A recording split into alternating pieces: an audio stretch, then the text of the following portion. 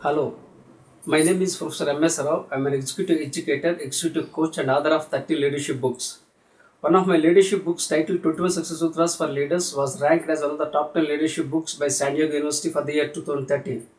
It's widely read globally by various leaders, including CEOs. Since it got a huge response across the world, I have written one more book titled 21 Success Sutras for CEOs. This book talks purely from the perspective of CEOs. It contains lots of case studies, inspiring stories, and examples of various CEOs, especially the CEOs who turned around their companies during turbulent times and who build their organization from nowhere to very good positions they have brought.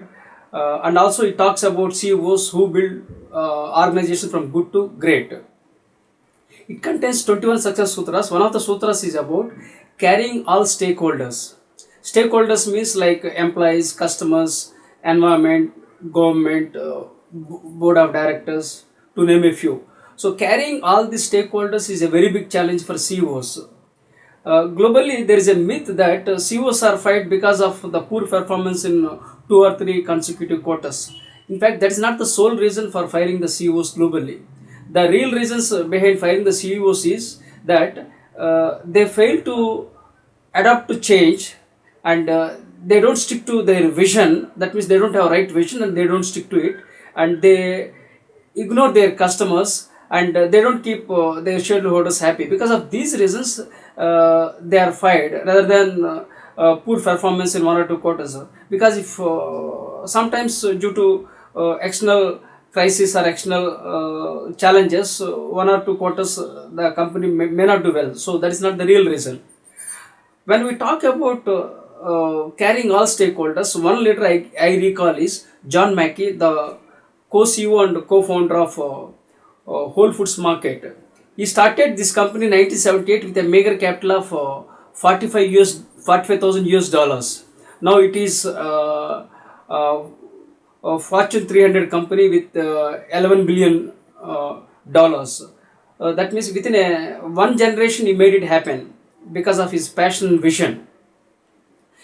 He believed in the policy of employee first, customer second. That means if employees are happy, employees can make customers happy, so that shareholders can be made happier. Because when customers are happy, the organizational bottom lines will improve, and organization there will be organizational excellence and effectiveness, and shareholder value will pick up. That's what he strictly believed, and he made it happen. And many all the stakeholders are happy with his leadership style, and it's globally respected. For the 15 years, Fortune magazine has named this company as one of the 100 best companies to work for. That shows the credibility of this prestigious company. John Mackey is a co-author of a book, Conscious Capitalism, and he takes only $1, one US dollar per annum as a salary, and he's a great philanthropist. He helps many people. So he's the right man who can take as an example in this chapter titled Carrying All Stakeholders. So I have taken his profile in this chapter. So the message from this video is that you need to have both. You need to build both trust, and you need to have tact in order to keep all stakeholders happily. Above all, you can also follow Japanese management style, wherein all stakeholders will be called and discussed in order to build consensus, so that the things can be taken forward. So it talks about Japanese management also in this chapter.